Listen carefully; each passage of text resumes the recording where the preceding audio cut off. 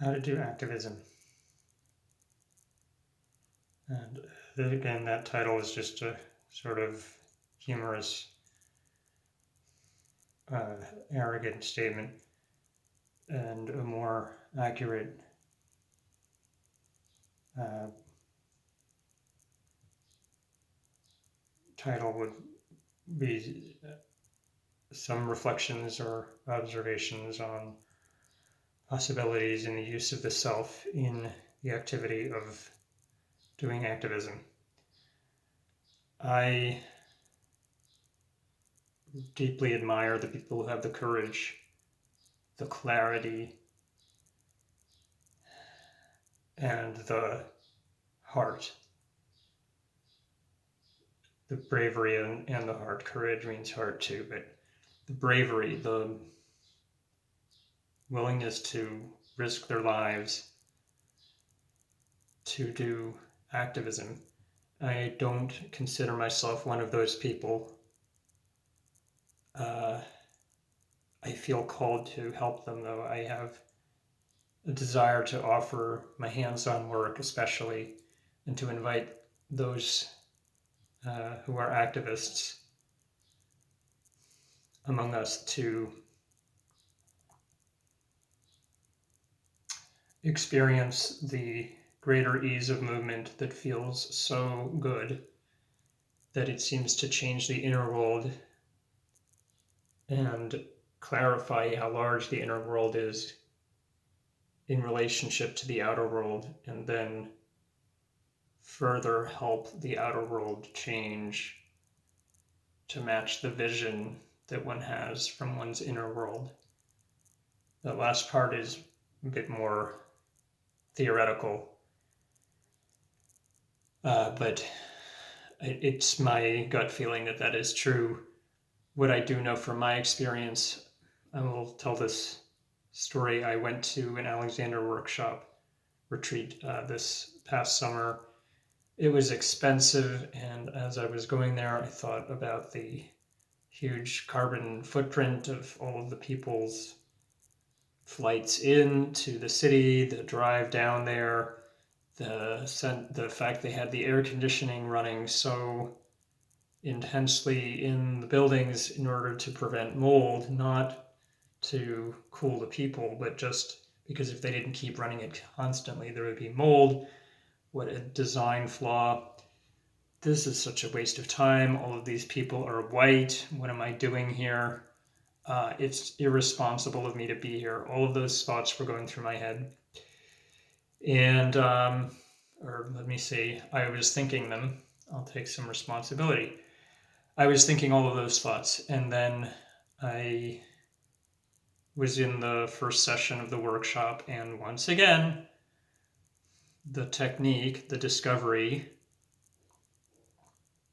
the principles of movement changed my perspective 180 degrees. I felt that the inner world change was worth every bit of resources that had been put toward this. I felt clearly that if the Alexander technique, quote unquote, can feel this good, then I will have the willingness. If movement, if my everyday use of myself can feel this good, and of course it can, I'm seeing that this is how it's possible, and I'm the only one who's been stopping it from being this way all the time, then I will, of course, have enough resources, willingness, energy to take care of the things that need to be taken care of for this planet. And along with that, I would believe that courage to have difficult confrontations with people around racism and other issues. So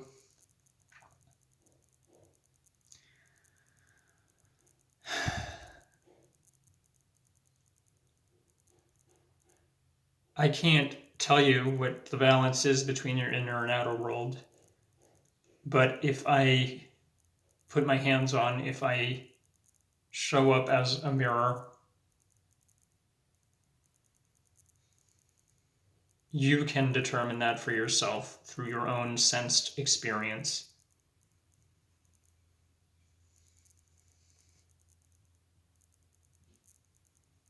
This is not the same as saying that there's no need for activism, politics, to just withdraw within one's own inner world entirely. I'm saying balance, recalibrating one's awareness of the importance of the inner world in relation to the outer world.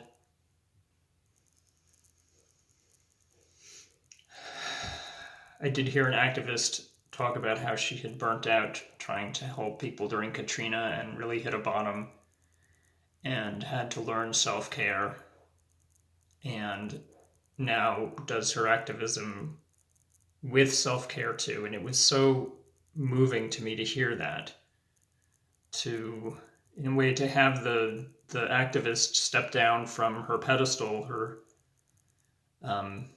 self-appointed pedestal that, she had put herself on there. That was the best that she knew. She believed she had to be on there in order just to be enough, just to be a basically good enough person. But it was becoming insane for her. So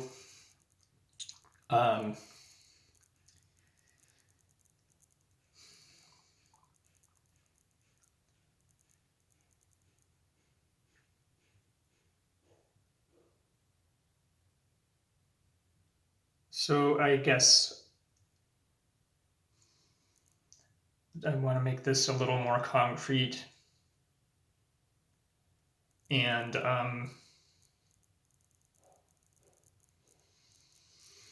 the first thought, which isn't so bright, is to talk about how you can have more poise in a moment of having a police officer swinging at you. And I'm not good enough at this to start there, is the next thought. Let's start somewhere easier. Let's start with watching that on TV. Not even in a place where there's a possibility of physically intervening, but even easier than that. There's a moment of watching violence, actual violence, not, fictional TV violence, but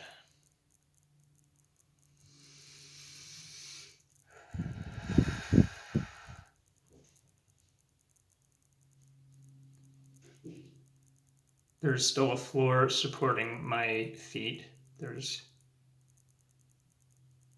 contact. There's a space around me, in front of me, and to the sides of me.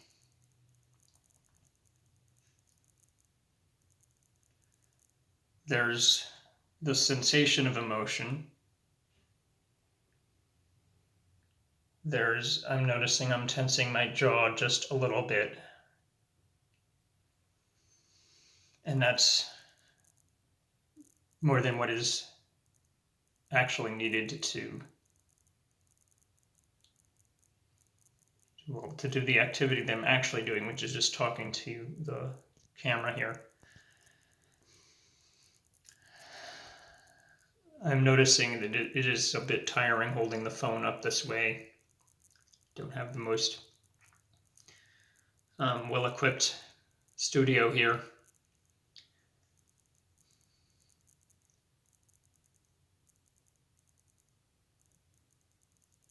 And I'm noticing where I'm seeing myself in my mind's eye. I'm in the room, actually, where I stayed, the bedroom where I stayed this in the summer at the retreat, this super, super cold bedroom with cement walls.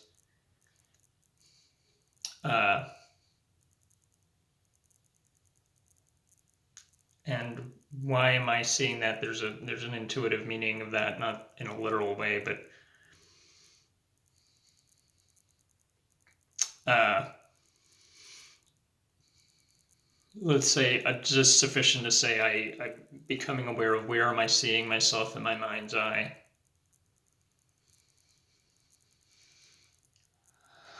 Uh,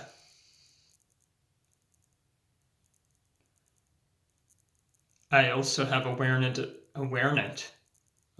of how the other person's movement is. So, an act of violence um, is not something that I, as an Alexander Technique teacher, um, want to or think of myself as being here for aiding. However, my job is to help you in how you use yourself in what you do. So there's a sense of opening to compassion to the person who's doing the act of violence. And that is not the same as condoning the act. It is simply having sympathy with the aspects of that individual that are in common. So we are both relating to gravity. We both have rib cages and spines and so forth. But the rib cage is what's jumping out at me, that the individual doing the movement is holding more tension in the ribs, in the chest muscles, particularly on the right side, the dominant hand side where the strike is taking place. Then holding more tension then is actually necessary to the activity.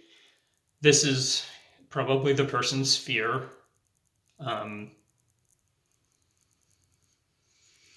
But I don't need to analyze it.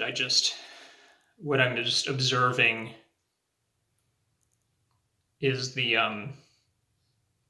sensory component of this.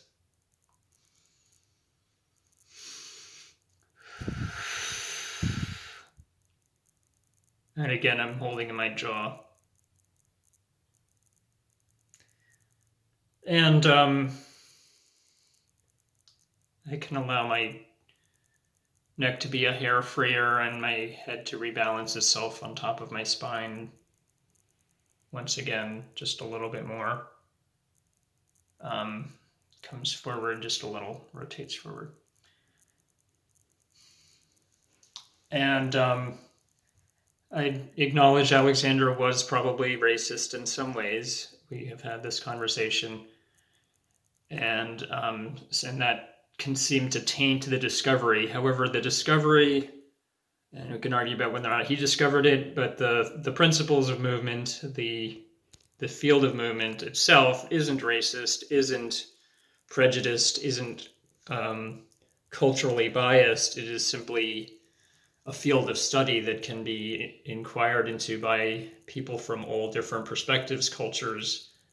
It doesn't see any of these as more valid than others. There's levels of validity in reference to one's own sense about it. There's a range of how am I doing whatever culture I happen to belong to, whatever identity. Am I getting the best of it or the worst, or somewhere in between? And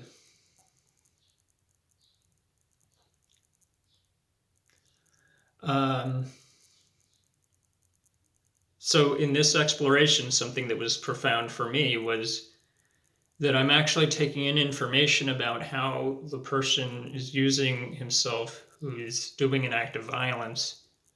Some part of me is taking that information in, even if my attention would likely be narrowed to just the violence part of it. But there's a whole self there. There's a person standing, there's a person rotating, there's a person holding extra tension in their body. Those are all aspects of what's going on there. And it does give some bit more of ease to be allowing those data points to be sensed, to be in my awareness, versus doing that little extra exclusion of them. I hope this has been helpful. I'd love feedback about whether it has, what you've experienced, what sensations have become have been allowed into your awareness as a result of it, if any. Thank you for the work and sacrifice you do, and I do hope you will be kind to yourselves as you are kind to others.